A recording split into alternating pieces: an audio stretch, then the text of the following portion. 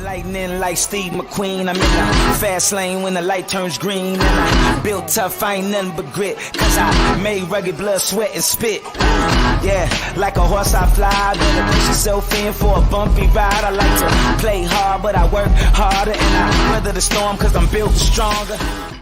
What is up, ladies and gentlemen? We are back. We are live. It is the Freight Coach Morning Show, the top morning show in transportation, coming to you guys every single weekday, 8:30 a.m. Pacific, 10:30 Central, to break down some industry headlines and, most importantly, provide some actual insight into what you can do with all of this information. If this is your first time tuning in, welcome. This is the real side of freight, ladies and gentlemen. And I say that before every single show. And what I mean by that is I only speak to transportation professionals because I want to talk to the right individuals who have done what you're looking to do or who are currently doing what you're trying to achieve, so you can take that information, apply it, utilize it, and see a meaningful difference in your business and your life. Dylan Turner, good morning. Happy post-Freedom Day Monday. Amen to that, man.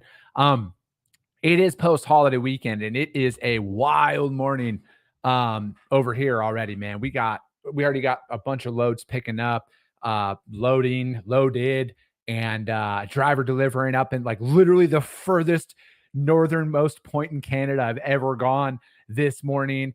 And it is very much a great way to start the week out there. And before we get into the topic, so we're going to go over kind of like building customer loyalty a little bit. I also wanted to note this Friday, I got an enterprise shipper who's coming on the show to do the Q&A show. Okay. So if you have any sales related questions, if you have anything you want to ask a shipper within reason, DM them on social media over to me. If you're wherever you guys are watching this, whether it's on LinkedIn, whether it's on YouTube, Twitter, Instagram, just send me DMs on there, you guys, and I'll compile a list of questions to ask the shipper on Friday for the Q&A day. Okay. So make sure you drop them in the chat, you guys. He is very experienced. He loves the show, and he is graciously coming on to give pointers for sales. Okay. You're not going to get better feedback from anywhere else on the internet in regards to transportation sales than what you're going to get on this show. Well, every day, but especially on Friday. So sales related questions, enterprise shipper coming on Friday's live show to answer it. Jamie, good morning. SP Freight. What do you do for carriers holding your load hostage? Do you have any more information you can provide on that one, Jamie? I will gladly give you my advice on the situations that I've dealt with in the past. So if you have some more context, that would be greatly appreciated. Corey Buchan, happy Monday all. It is going to be so fucking hot in Arizona this week. It's going to be like 114 degrees literally every day this week. And I just started phase 2 of Live Hard. So I have outdoor workouts to do. I might have to be dropping them to the mornings, but I got to do one outside today. Yeah, it's going to be no joke out there. Zena, good morning to you. Have a productive week, everyone. She says, Eric Ransom, good morning. Sounds good, Jamie. Yeah, if you could send it over, I might have to answer it tomorrow because I can't pull up, or else just email me quick, Jamie. If you have my email still, email me everything and I will answer it on the show. But I want to talk about building customer loyalty, you guys, because there's so much focus on freight sales and everything else. But like, what do you do when you get the customer? How do you stay in with a customer and grow with them? Because I think that there's so much emphasis out there. And again, maybe this is just what I see. But I think like there's so much emphasis on getting the business, which obviously is very important. But what do you do when you get it? You know, I've talked about this a lot. Getting freight's the easy part, you guys. It's when a lot of these things start to come about that you need to focus on, you know, really separating yourself. Unfortunately, what Jamie's going through right now about carrier holding the load hostage, that's a very real situation. But also, that's really the only way you get to separate yourself, because when things are going right, which nobody complains about, and everybody's performing at a high level, like right now, for example, when it's very easy to cover freight, everybody looks good to customers. So it's really hard to differentiate yourself until you kind of got a situation like Jamie's talking about right now and how you handle these. That's where loyalty starts to come in. You know, I had a situation here recently about a cross-border load that was going on. And you know, there was just some stuff where the paperwork, you know, it required us working after hours. It required us, you know, doing, you know, kind of going what some would say above and beyond, but I just say it's a standard procedure, right? Where it's like I feel like if me as the broker, no matter what, it's my job to contact all the facilities, especially in, you know, an example that we'll use where your customer isn't on site at the shipper or the receiver. I don't take anybody's word for anything, right? So I'm going to call all of these facilities or email them, whatever that looks like. I'm going to establish contact with them. I'm going to keep them informed. I'm going to verify load details. I'm going to verify pickups, deliveries, all of that stuff, and I'm going to let my driver know all of that. And then most importantly, I'm going to keep everybody in the loop throughout transit, right? Because that's the very big thing where it's very easy to let things slide when things are in transit, right? And you know, oh, I forgot to look at tracking, and all of these excuses kind of start to come in. But you know, how you handle a lot of these things, and then especially like being very responsive in these moments is so crucial.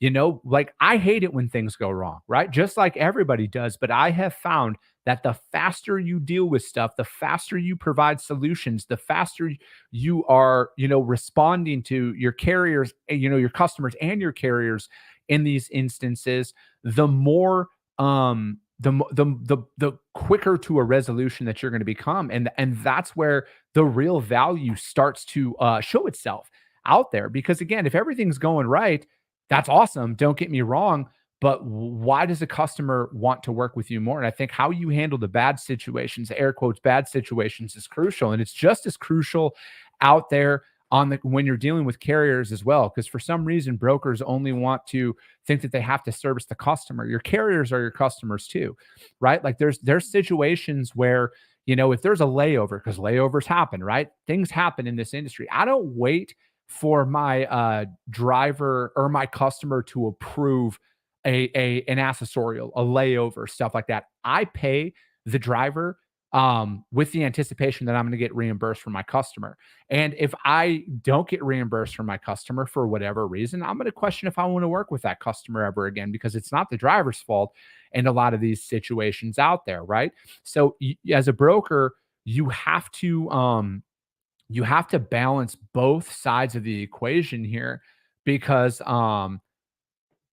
what it from my perspective, um if we don't handle these things, if we don't take care of the driver, because the driver's in possession of the freight, right? The literal last person I want to upset when there's a delay is the person who's in possession of the freight. It's so much easier to just pay them because again, they want to be paid a fair rate for things, right? I don't know of any driver who enjoys it when things go wrong. Nobody does, but I think that drivers will understand a lot more if they don't have to go through the back and forth of I don't know if you know I got to wait for my customer to approve it. Mark your in and out times. We all know, you know, whatever your company policy is, what it is, but all that time that you go back and forth with somebody could literally be solved by just paying them and moving on with your day. Because it's a lot easier to do that than it is to go back and forth. And then if you don't get reimbursed from your customer for whatever reason, you need to question whether that's a customer that you want to work with long term or not. You know, because it's not the driver's duty to pay for anybody's inefficiencies. It's not my duty to pay for anybody's inefficiencies, but it's my duty to work with them in those moments as a broker to make sure everything gets resolved, because that should be your only focus when there's something going on, is the resolve of that issue to get it taken care of. John Radvansky, Radman in here from North Texas.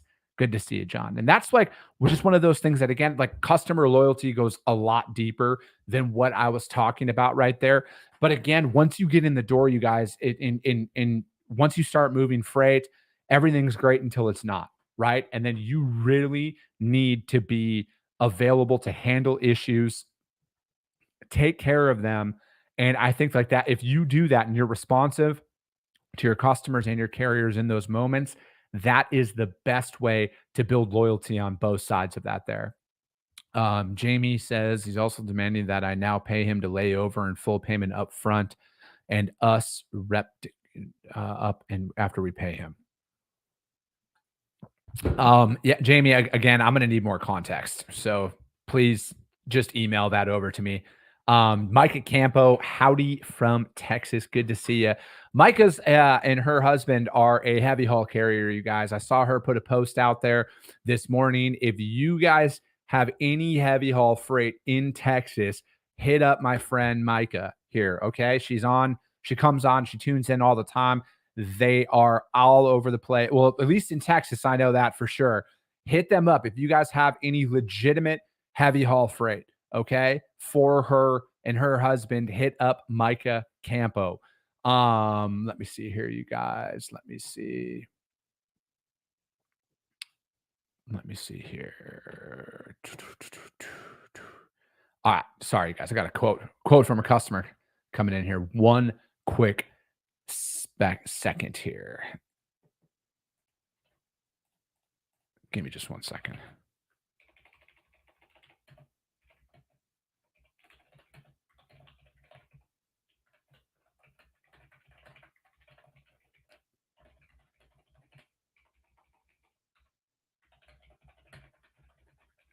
All right, let's get into some articles here. We are going to let's see here. All the links to the articles that you guys that we're going to break down are put up on the Freight Coach YouTube channel, as well as the Coffee with the Freight Coach audio only replay, which is available on iTunes and Spotify almost immediately after the show. And as always, you guys, if you guys get value in what you hear, rank the show, you guys. If you guys could do me a favor, if you're listening to it on iTunes and Spotify, rank the show over there. We're just, or like subscribe to anything, you guys, because that's just what helps us get the message out there to more and more people. Let me see here. Here's an article that I found. It's very interesting, right? Because we talk about lease purchase options out there. I just had my man James Courier on the show last week. He's with Finlock, you guys, and we come on. We talk financing all the time for purchasing. And this one was about lease purchases. This was from overdriveonline.com. Carriers lease purchase program should be outlawed. The FMCSA task force chairman. The last meeting that was held on June 13th opened with something of a reckoning for committee members after the public session that was in the Mid-America Truck Show in March.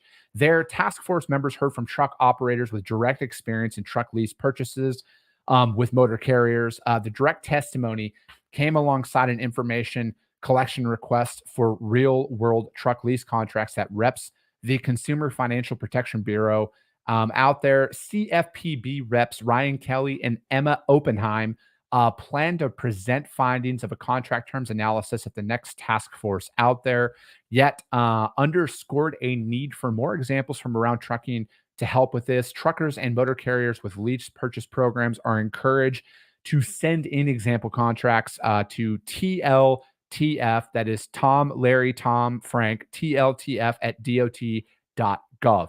Otherwise, the July 18th meeting sets task force members to take up discussion of an opportunity that equitable leasing agreements provide for drivers to start or expand trucking companies. And then examples from carriers who feel their approach to lease purchase sets operators up for eventual truck ownership, effective profit during lease term, and future success in particular could be instrumental at this stage of the task force work. Members are driving towards a final set of recommendations later this year. As he noted in the past meetings, attorney Paul Cullen Jr. reiterated he wanted to keep on the agenda one possible recommendation we have, namely that these programs should not exist, full stop. At once, Cullen acknowledged testimony from task force member and owner-operator Tamara Brock, whose story of success starting out as a contractor in the lease purchase with a motor carrier herself early in the task force existence swayed some members the potential value. We have heard, including Tamara's experience, that these relationships can work. If those do exist, it would be interesting to get documentation of equitable arrangements. If those arrangements do exist, we need to know why. Was underwriting built into the decision to bring an operator into the lease purchase? The task force Ryan Kelly asked, offering an example of the kind of practices, namely risk-based pricing in a traditional loan that could be relevant, or it was a no credit check situation. Settlement sheets. 2, Collins said any financial accounting of the relationship that usually occurs at the end of the relationship. I'm just kind of jumping around here. All right, committee. Okay, so it seems like they're trying to get this on the docket here to talk more about it in the month of July. But I kind of commented on this earlier this year about the lease purchase agreements that are out there, and I still stand by my earlier statements that I had made about this, and that is this. Um, if you sign, if you are talking to somebody about a lease purchase agreement, okay? A lease purchase agreement, and you can't afford to have an attorney review that document, or if they don't allow you to leave with that document to go have it reviewed by an attorney, I don't think you should be going through with anything. All right. Because, frankly, you guys getting financing early on in business and getting off the ground, especially when you don't have any money, is very, very risky. Okay. It is a very challenging route. And especially in a capital intensive industry that is trucking and owning a truck. And I think that in the moment that you want to go through with this, you need to hire an attorney. All right, plain and simple, before you sign anything. This is not legal advice. This is just what I would do. Okay. I have my attorney essentially on standby for any contract that comes across. I will always pay that, especially if people are wanting to make it sound like a really good deal, because the emotions are high and it's exciting in the moment, right? Own my own business, go out on my own, do all of this stuff. But predatory lease purchase are only there because people continue to sign for them. Okay. Nobody is forcing you to sign up for this stuff, right? Just like if you sign up for a high interest credit card or one of those dumbass loans about buying furniture for 100% interest and shit like that. I really think you need to take a step back and go and pay an attorney to review those documents. All right. It's just like buying a vehicle. If you don't fucking know what the fine print says on any of this stuff, maybe take time, research it on your own, present this stuff before you go through with it, because I don't have sympathy for individuals who sign up for this stuff if they had an opportunity to go and review it with an attorney, because you need to be, you're accountable. All right. You're accountable for your actions. And I know how that can sound, but frankly, I don't care if you're offended by what I just said there, if you're in one of these lease purchase agreements, because you should have taken yourself more seriously as a business owner and protected yourself, because people are not your fucking friends in the real world. All right. I'm not saying everybody's evil. All right. I'm not saying any of that. But at the end of the day, you guys, you got to hold yourself fucking accountable here. All right. It's your name that's on the line here. It's nobody else's. So and then I just look at it that, there needs to be accountability. Spend $500, go speak to an attorney. All right. Bring this documentation to an attorney, have a better understanding of it, and then go through it if you want. Like I just had my man Stephen Lusk on my podcast a couple weeks back. He's with Evergreen Transport. They have a very successful lease purchase program that's out there. So if you're interested in it, go and talk to them. I actually questioned him about some of these topics, and we talked about what they do to protect, obviously themselves as a company, but the individual who would be signing up. But that information, that article was from overdriveonline.com. Robert Cowton, what's going on, man? He says way too many owner operators get into a truck without any reserved funds and no business plan. That's a fact, man. I mean, gosh, it is so expensive to run a business. It's so expensive, you guys. And as soon as your name's on the dotted line, you are fucking responsible for that shit. Anyways, Sonny Sharma, good morning, orange shirt gang. We are on it right now. Give me just 1 second here. All right. Sorry, we just want to load. Let's go. Give me just 1 second here.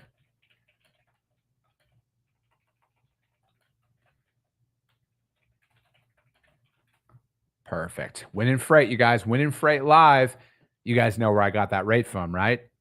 Sorry, there they are, right there. Green screens, you guys. I literally price all of my freight through green screens. I just want to load on this show right now live through the price that I got from green screens, you guys. So check them out, you guys. Just let them know that the Freight Coach sent you. Second article we're going to break down, and this is another one too. I have this is from ttnews.com. This is the ATRI report. Cost of operating a truck up 6.6% in 2023, but operating margins went down in most industry sectors. I understand that there has to be like national averages for stuff, like, because that's just kind of how fucking data works. Again, I did go to public school, so take that with a grain of salt. But to say that there's one thing, one break-even point, one break-even analysis out there to operate a business is highly false. Highly, highly false. I should have hit up Adam Wingfield to come on the show. If you're a small carrier out there, talk to Adam Wingfield. He breaks down this a lot on his content. But it goes on. Total marginal cost of operating a truck in 2023 rose to $2.27 per mile, despite fuel that fell 8.8 cents per mile. While this marked a new record high in cost, it increased by only 0.08% over 2022's total, said the report. An in-depth ATRI analysis of 2023 operating costs in trucking. Marginal costs on a per hour basis were $91.27, up 0.5%. Fuel cost per mile fell 55 cents last year from 64 cents in 2022. The report was made public in June. It says June 25th. Costs excluding fuel went up 6.6%, even in a year when we had a freight recession higher than a lot were hoping and expecting. Despite the cost increases, the ATRI report said that in 2023, inflation rates cooled. I'm trying to find where what parameters were in this report, because in the freight market, however, contract and spot rates fell out there. Also, the report concluded that 2023 expenses rose moderately across most categories, with average cost line items increasing at less than half of the rates that were out there. Truck and trailer payments grew 8.8% to 36 cents per mile. Driver wages grew 7.6% out there, and repair and maintenance costs grew 3.1%. The exception to the trend was the truck insurance premiums, which grew 12%. Okay. So, again, here, it doesn't list off any line items, but again, you're talking about truck and trailer payments that grew 8.8%. 8.8%, excuse me. We all know that interest rates were rising out there. So there is a clear reason behind why that number went up. Driver wages grew, and then repair and maintenance and insurance, right? Insurance, I think, is one of the biggest threats to the overall owner operator market is that insurance premiums keep rising up out there. And again, I'm not saying that any of this stuff, like, people should just suck it up or anything like that. But I just want to point out that there are some correlations between why rates are what they are. The cost to operate, interest rates are a big part of truck and trailer payments going up.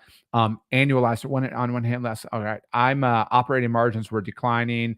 And let me see here. I'm trying to skip ahead.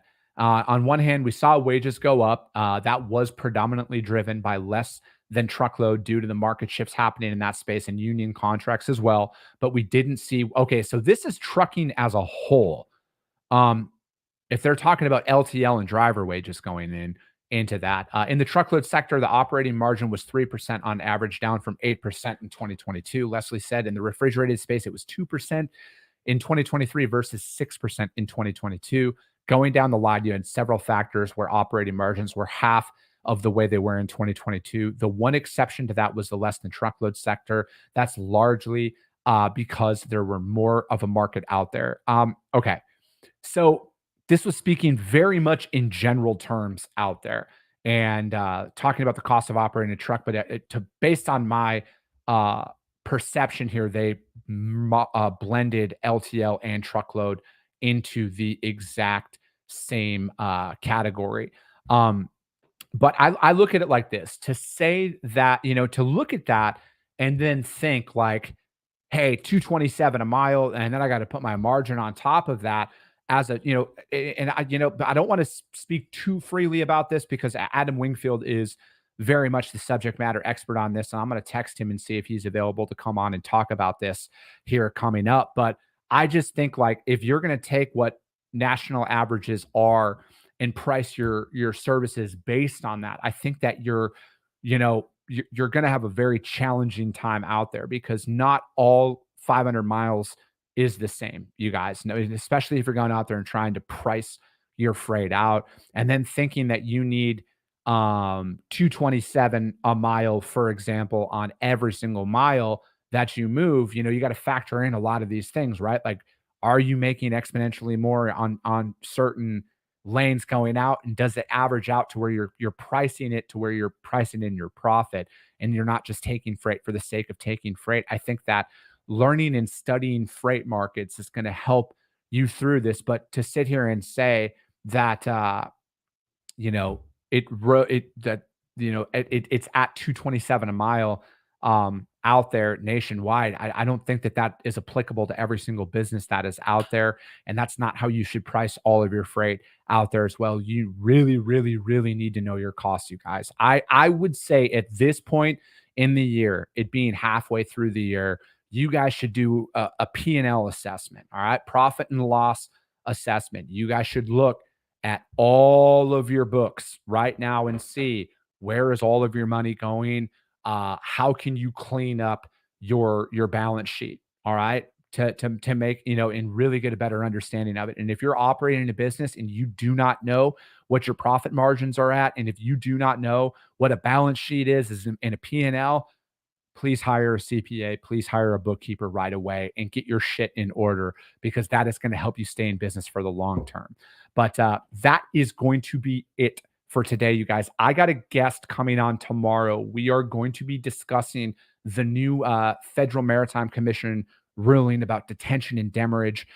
They'll be on the show tomorrow. And then I think I got guests coming on Wednesday. And then I got, again, the shipper, Enterprise Shipper, coming on the show on Friday. So if you have any sales or operations related questions for the transportation industry, DM your boy here. We'll get them answered live on the show. But that will be it for today, you guys. As always, if you guys got value, subscribe to the show, you guys. Share it out there to your network, because if you see value, your network's going to see value as well. I appreciate you guys. I love you guys. And we'll be talking to you soon.